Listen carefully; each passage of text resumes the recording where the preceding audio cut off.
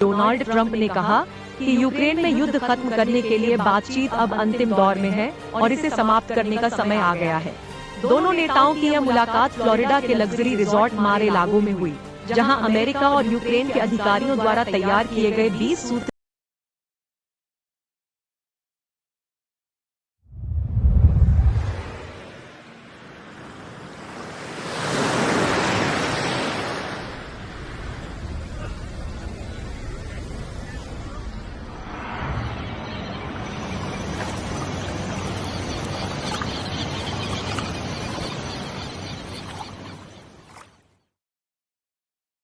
शांति प्रस्ताव पर चर्चा की गई।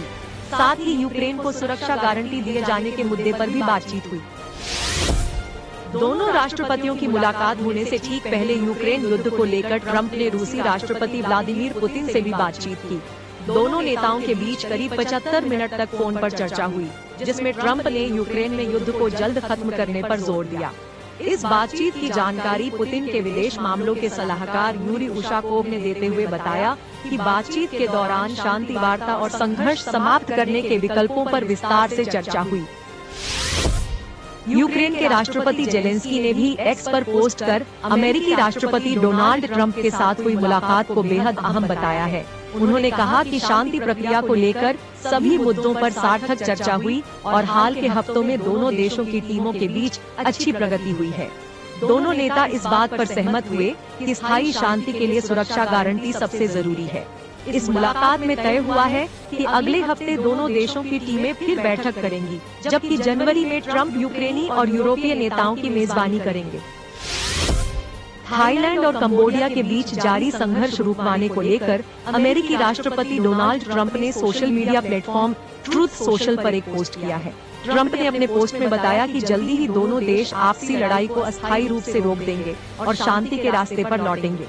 राष्ट्रपति ट्रंप ने लड़ाई रोकने के लिए दोनों देशों के नेताओं को बधाई भी दी और कहा कि अमेरिका इस संघर्ष को समाप्त करने में मदद करने पर गर्व महसूस कर रहा है। अमेरिका के दक्षिणी न्यू जर्सी में रविवार को बड़ा हादसा हो गया, जहां 2 हेलीकॉप्टर दुर्घटनाग्रस्त हो गए। इस हादसे में एक व्यक्ति की मौत हो गई, जबकि दूसरा गंभीर रूप से घायल है। घटना स्थल से सामने आए वीडियो में एक हेलीकॉप्टर को तेजी से घूमते हुए जमीन की ओर गिरते देखा जा सकता है। हैमिल्टन पुलिस के मुताबिक हादसे की सूचना मिलने पर बचाव दल मौके पर पहुंचा और जलते हेलीकॉप्टर को बुझाया। हालांकि यह साफ नहीं हो सका कि हादसा दोनों हेलीकॉप्टरों की टक्कर से हुआ या किसी अन्य वजह से। ग्वाटेमाला के सोलोला इलाके में बड़ा सड़क हादसा हो गया। एक बस नियंत्रण खो देने से गहरी खाई में गिर गई, जिसमें 15 लोगों की मौत हो गई, जबकि 19 लोग घायल हो गए। यह बस ग्वाटेमाला सिटी से सैन मार्कोस जा रही थी और इंटर अमेरिकन हाईवे पर आधी रात के करीब हादसे का शिकार हो गई। घटना के बाद दर्जनों राहत कर्मी और करीब 20 एम्बुलेंस मौके पर पहुंची, जिसके बाद घायलों को अस्पताल पहुंचाया गया। अमेरिका के उत्तरी लॉस एंजेलिस में गैस पाइपलाइन फटने से हड़कंप मच गया।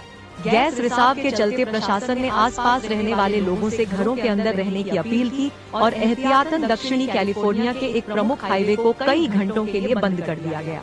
शनिवार को हुए इस घटनाक्रम से मीलों तक ट्रैफिक जाम लग गया। हालांकि समय पर राहत और आपातकालीन टीमों के मौके पर पहुंचने से जल्द ही हालातों पर काबू पा लिया गया। भारत अमेरिका ट्रेड डील लगभग तैयार हो चुकी है, लेकिन अब सबकी नजरें अमेरिकी राष्ट्रपति डोनाल्ड ट्रंप के फैसले पर टिकी हैं। वर्किंग लेवल पर यह डील फाइनल मानी जा रही है, लेकिन ट्रंप की मंजूरी में देरी ने भारत की बेचैनी बढ़ा दी है। एक्सपर्ट्स का कहना है कि यही देरी इस डील के अटकने की सबसे बड़ी वजह है।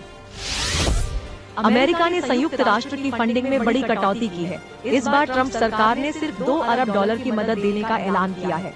अमेरिका की ट्रंप सरकार लगातार संयुक्त राष्ट्र के विभिन्न मानवीय कार्यक्रमों के लिए दी जाने वाली फंडिंग में कटौती कर रही है।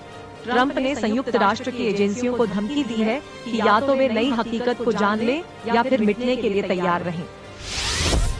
ट्रंप की सख्त इमिग्रेशन पॉलिसी का असर अब अमेरिका की जमीनी हकीकत में दिखने लगा है। अस्पतालों में डॉक्टर और नर्स नहीं मिल रहे, कंस्ट्रक्शन साइट्स पर मजदूरों की कमी है और खेल के मैदान खाली हो रहे हैं। वीजा, रिफ्यूजी और स्टूडेंट एंट्री पर बंदिशों से इमिग्रेंट आबादी घट रही है। यूएस न्यूज में अभी के लिए इतना ही। हम फिर मिलेंगे कुछ नई खबरों के साथ एक नए शो में। धन्यवाद।